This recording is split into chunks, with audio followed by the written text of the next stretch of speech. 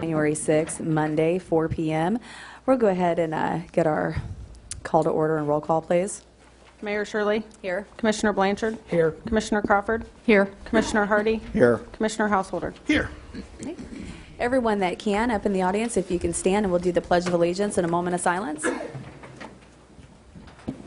allegiance to the flag of the United States of America and to the republic for which it stands, one nation, under God, indivisible, with liberty and justice for all.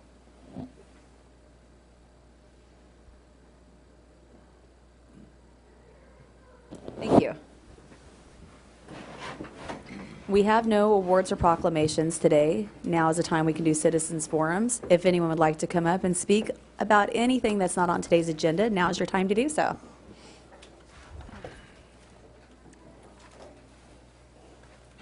Okay, seeing nobody from Citizens Forum to come up, we'll go ahead and move on to public hearings and items scheduled for a certain time.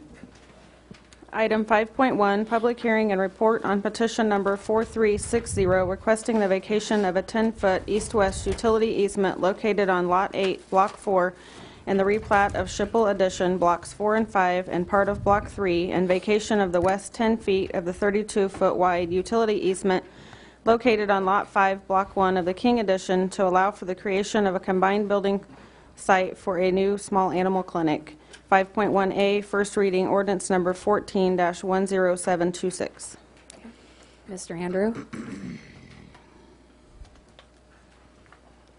Thank you, Mayor and Commissioners. This afternoon is a public hearing and a report from staff on petition 4360, and that petition was filed by Dr. Karen Young, who is the owner of TC Vets LLC, and she operates the Town and Country Animal Hospital that you see pictured on the screen right in this location. And this area here that we're dealing with today is part of the Schipple Addition, which dates back to 1957. And the Schipple Addition includes property bordered by Cloud Street on the north, Ohio Street on the east, Albert Avenue on the south, and Roach Street on the west. And as you can see, it has a mixture of commercial and residential lots. The veterinary clinic there dates back to 1977, and Dr. King, the original owner, has done some replatting in that area and has created a little bit of a jigsaw puzzle in that block that's bounded by Cloud and Ohio and Schipple and Fawn. And so this is a site plan that depicts the current veterinary clinic, and Dr. Young has purchased this property directly to the north of her existing property, and she's been working with an architect on plans either to expand this building northwards or perhaps build an expanded new facility on the north lot. It was identified by the architect that this easement right here and the west 12 or 10 feet of this easement here was a potential barrier to expansion and joining those two lots together. So this petition has been filed by the property owner to vacate or eliminate this easement right here and 12 feet of this 32-foot easement there. And this has been sent out to all the utility providers, both franchise and public. And for once, this is a pretty clean request. No public or franchise utility provider reported having anything either within this easement here or within the outer 12 feet of that 32-foot easement. And as we pointed out, the minimum width is 20 feet for a utility easement, and the 20-foot remaining width should be adequate to protect the sanitary sewer that's there. So based on the fact that there are no franchise or public utility easements served and there are no objections from them, we would recommend approval of the attached ordinance 14-10726 on first reading, and that ordinance would order the vacation of the easement areas here and here, and that would allow Dr. Young's plans for expansion to move forward and allow her to combine those two lots, which today are separate, into one zoning and building lot. So So with that, I'd be open to any questions. Is there any questions for staff? Thank you. Oop. Do you know, is there any communication between the buyer and the seller on easements when the transaction goes through? There was. I was actually, this had an brief intermediate buyer. Christy Kopus with Millwood Realtor was the go-between between Dr. King and Dr.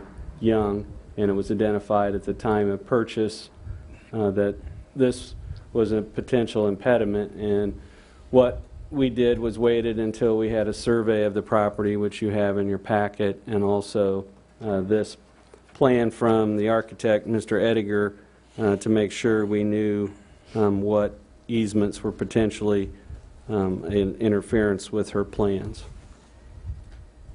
But she knew when she purchased the property that those easements were in existence, and that was based on this survey here that shows that easement right there. Not always do people have surveys of property before they buy them, but in this case they did, and that's a good thing. Thank you. Is there any other questions from staff? Do I have any public comment on this matter?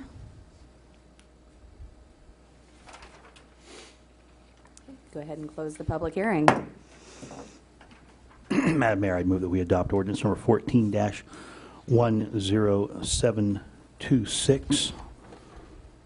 Second. I have a motion and a second. All those in favor? Aye. All opposed? Same sign. That motion carries 5-0.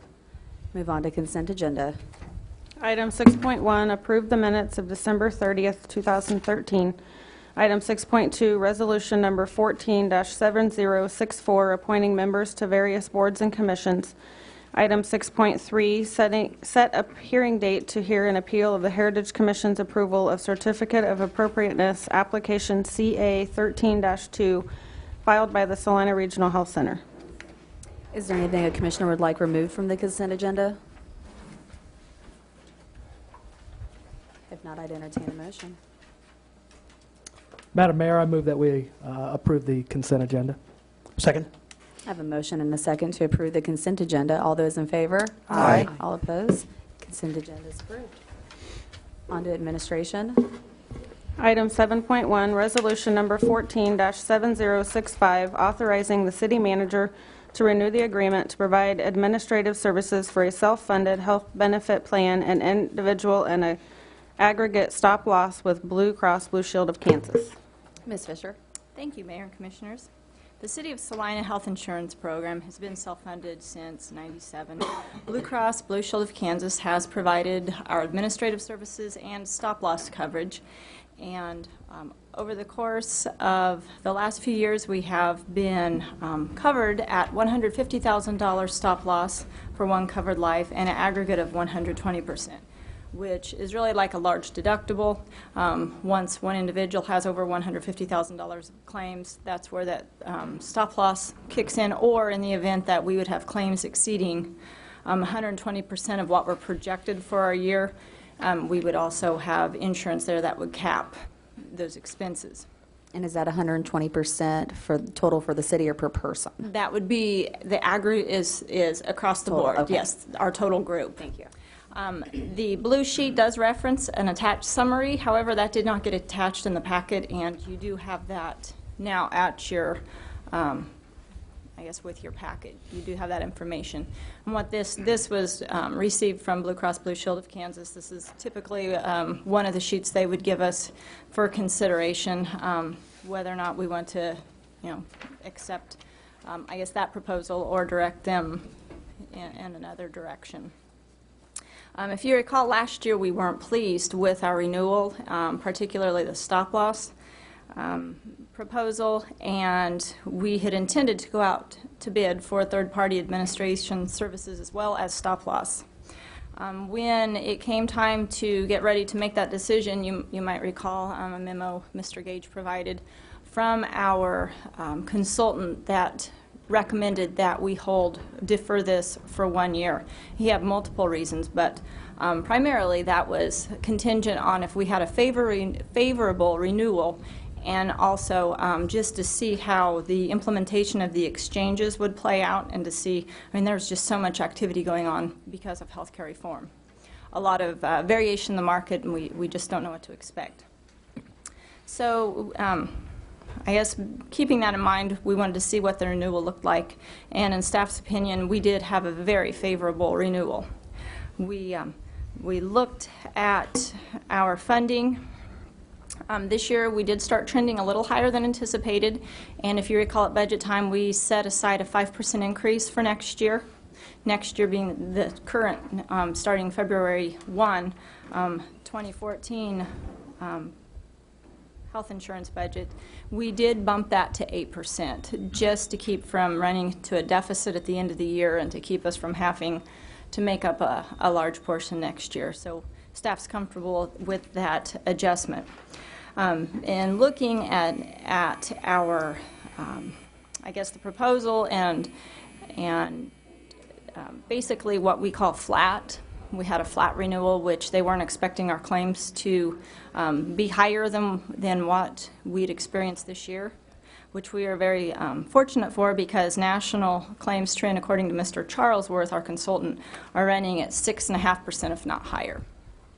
So that, along with the stop loss, was favorable, a little bit higher than ideal, but again, there's some variation there, and it's not just the city's experience that goes into our group stop loss.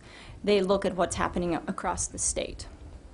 One of the areas that we looked at, and Mr. Charlesworth provided some recommendation, was, I mentioned the $150,000 and the 120% aggregate.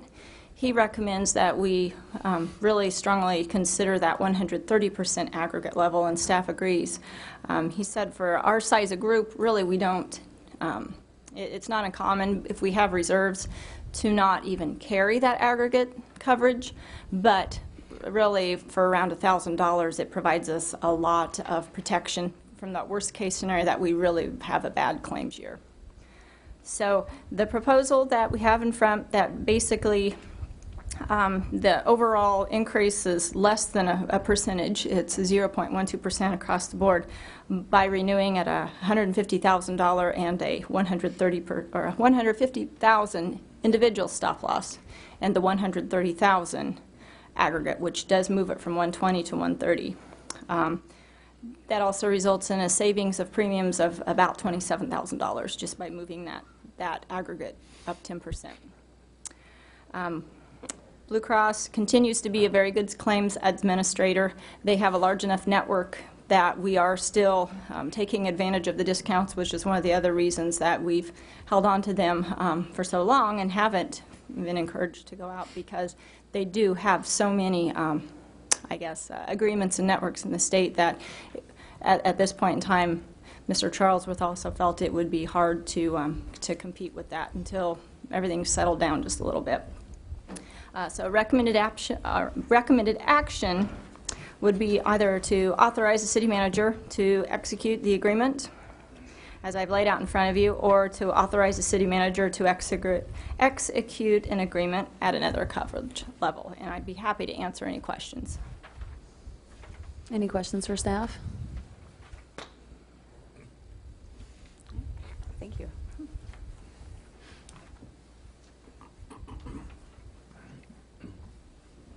Any public comment on this matter? Seeing none, I'd bring it back to the commission. I move we approve Resolution 147065, authorizing city manager to renew the agreement to provide administrative services for self-funded health benefit plan and individual and aggregate stop loss with Blue Cross Blue Shield of Kansas. Second. I have a motion and a second. Yeah, I have a question. Would Okay.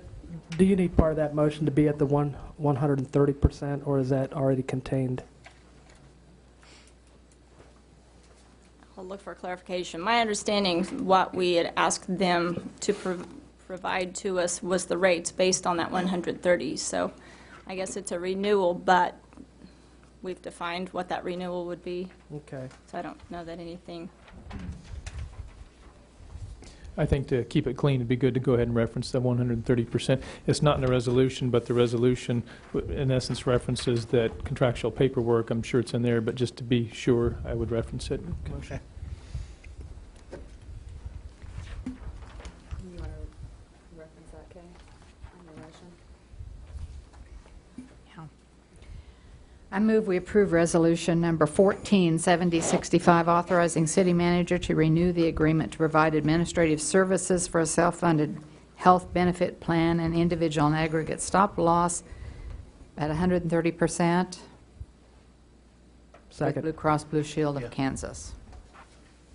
I have a motion and a second. All those in favor? Aye. All those opposed? That motion carries 5-0. Item 7.2, conclusion of the 2013 evaluation of city manager's performance and periodic review of the city manager's base salary. Ms. Fisher? Okay, thank you. City Legal Counsel notified staff that the governing body concluded its annual review of the city manager's performance and periodic review of the city manager's base salary during its December 30th, 2013 meeting. Staff was asked to prepare this item in anticipation of action relating to that base salary.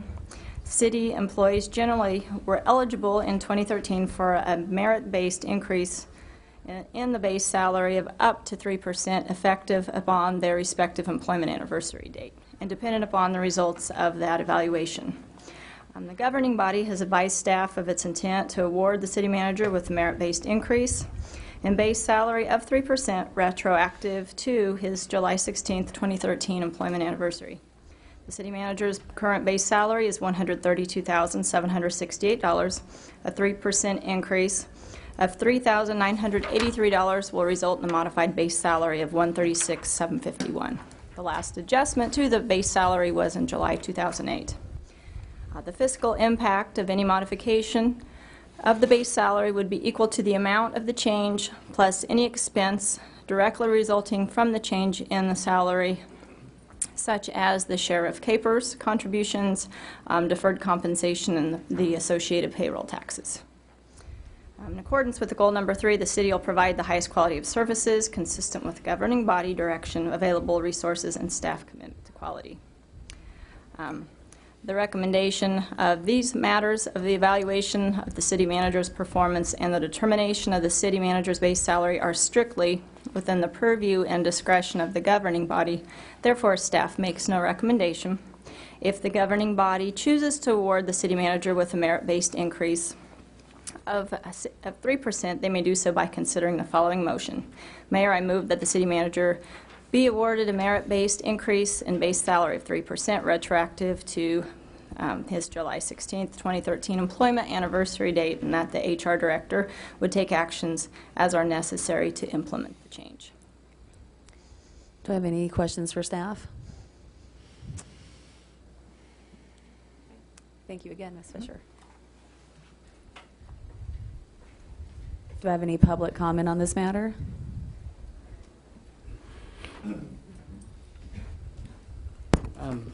Happy New Year's to you. Thank you so much for giving us an opportunity to say something. And I just wanted to let Jason Gage know. We'll have to get your name and your address for the Oh my people God, I at forgot home. who I was. Tracy Sin at 340.5 South Connecticut. I'm sorry. Anyway, I just want to let Mr. Gage understand and knows that because of him, the city of Salina is flourish with lots of opportunities, and he had gone beyond his duties. I have seen it in person and actions when he prosecuted businesses or knowledge of his presentations. Also Mr. Bingston too, both of them actually. I totally, if I own a multi-billion-dollar business, he would be the man to take care of that money because he's that good. Thank you. Thank you, Tracy. Don't get any ideas, Greg. We're only giving one raise today. I fully understand. Maybe Jason can take you to lunch or Yeah. something. Yeah. Take him up on that. Is there any other public comment on this matter? Seeing none, I'd bring it back to the commission. Mayor, I move that the city manager be awarded a merit-based increase in base salary of 3%, retroactive to his July 16, 2013 employment anniversary date, and that the Human Resources Director take such actions as are necessary to implement the change. Second. I have a motion and a second. All those in Madam favor? Mayor? Oh, Just a comment before we vote on this, please. okay. I just wanted to express my gratitude to City Manager Jason Gage on the work that we've done so far this year, and just to express to the citizens some of the reasoning behind my determination that I felt that a 3% merit raise was in order. And that is, I feel that we have dealt with quite a number of difficult issues that have come up unexpectedly, and some of them expectedly, but still, nonetheless, were difficult issues. And I feel like you have handled those with a great deal of professionalism, even-handedly, and given us, I think, both sides of the potential pros and cons of the different items that we've been charged with voting on and considering. And so I appreciate the work that you've done, and I think also it's a reflection on the entire staff, all the department heads and all of their employees as well, that I think we have a very good city staff, and I think the citizens are served extremely well, and we appreciate the leadership that you provide. Thanks, Jason. Are we going to do our Up with People moment? Yeah. Stop coming So, to these meetings I if you did- guys are being so nice. I did have a motion and a second. So all those in favor? Aye. All those opposed? Motion carries 5-0. Commissioners, thank you very much, and I appreciate the kind words from the audience. Thank you. You're welcome. We have no development business today, so we'll go on to other business, which I believe Mr. Blanchard has in front of him. Yes, Madam Mayor.